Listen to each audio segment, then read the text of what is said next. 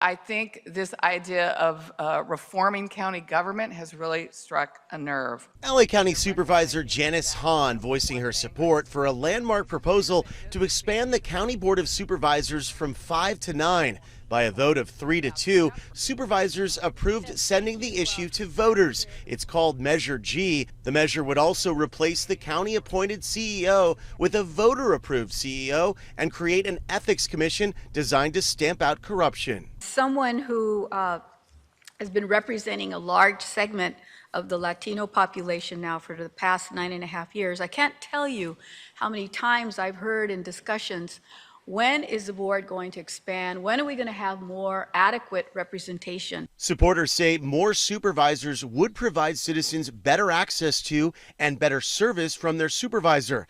10 million people live in LA County, divided by 5 districts. That's 2 million people per district. Take, for example, Supervisor Holly Mitchell's district. It runs from Mid-City LA down to the South Bay and inland to Carson.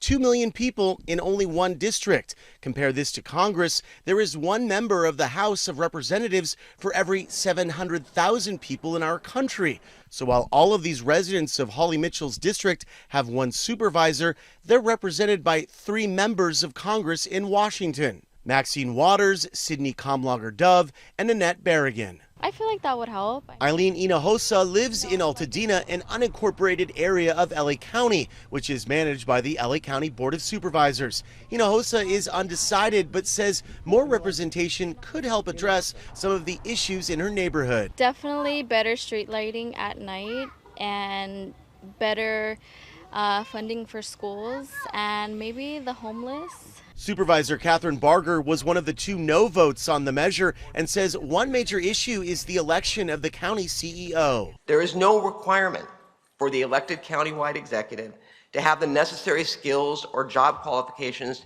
to effectively allocate a highly complex and regulated municipal budget. We have a responsibility to make sure if we're going to expand the board that we expand it enough based on study, planning, and model maps. Pomona College Assistant Professor of Politics Sarah Sidwani has studied the issue extensively. We typically think about democracy in the United States. We think about checks and balances, about a separation of powers where there's an executive branch and a legislative branch that check one another.